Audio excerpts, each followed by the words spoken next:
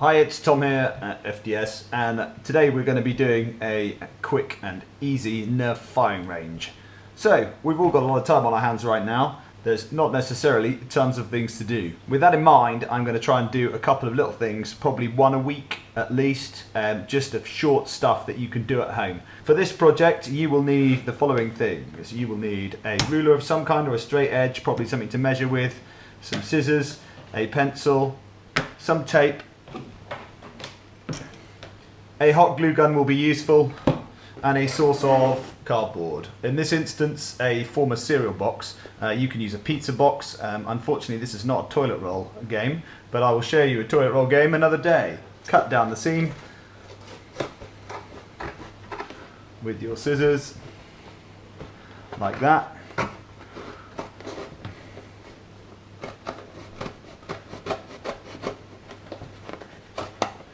Man, I'm so used to using a knife. I'm not using a knife this time. You can if you wish. You can use a craft knife, but as this is aimed at everybody, I'm not going to use a craft knife. If you get bored of cutting, you can just pull the flaps open again. So if I just open the box out. So what you need to figure out is you need to figure out how big you want your targets to be. And I think a sensible size, well look, we've got the size of these box panels. These are 7.5 inches if you're in America, or about 19 centimeters. Now, if you've got a 7.5 inch target, that will allow you at least a 2-inch fold at the bottom. What we're going to try and do is we're going to try and make an equal number of targets. I'm going to aim to get 5 out of this box. And the idea is that then for something like a 6-shot revolver, like a Maverick or a Strong Arm, or any of those Disruptor, any of those kinds of blasters, that you have one less target than you have darts. So if you've got a magazine fed blaster that you want to use, you'll have 12 shots or you'll have 18 shots, and you want to make one less target than you have darts. And the way that that will work is that then you can all shoot the targets, and the person who shoots the targets down with the least darts wins. So if I was using proper measuring, I would go with 6 centimeters per piece, and that would give me a nice even spacing. Also, it's a good way to practice your times tables. If you're in the UK and you're small enough to remember those, you can practice your 6 times table lots. And if you're really bored, you might learn something.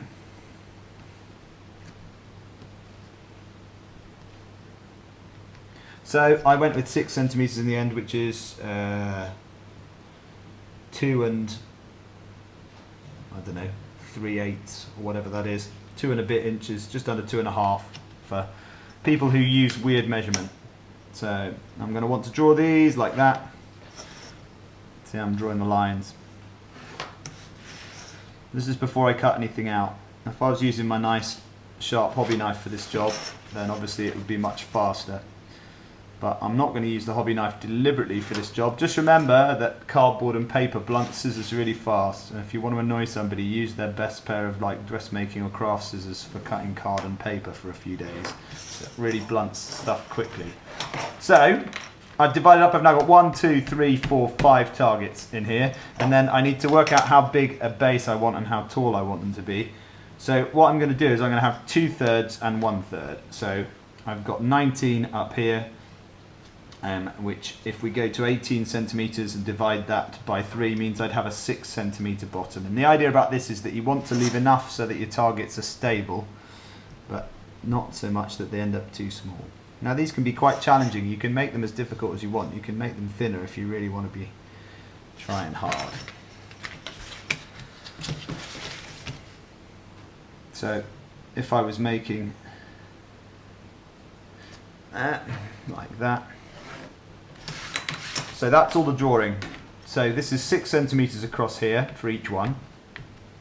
And then the bottom part that's going to be the fold is going to be 6 centimeters. So what we're going to do is we're just going to cut those out now. So I'll cut those right away across, and I'll just cut out that whole piece of the board.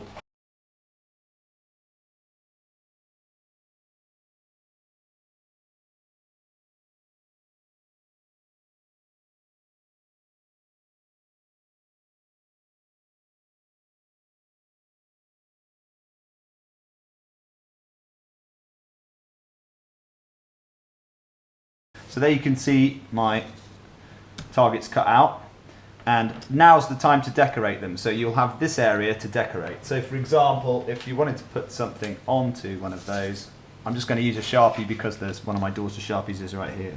So I'll just put a V on here because I can. V for victory. Now you can put whatever you like on here. You can draw monsters, you can draw your family if they've really been annoying you lately.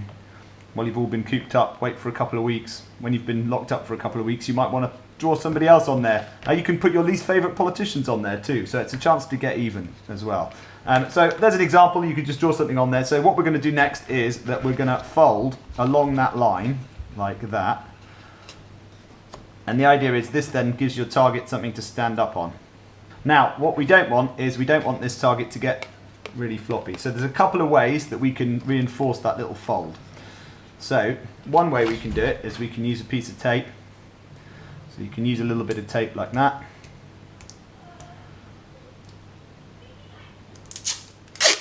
Take the tape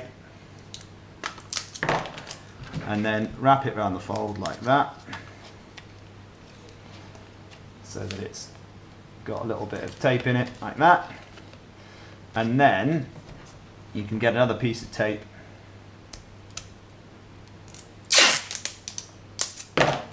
and do this like that. Now you don't want to make it too sloped here.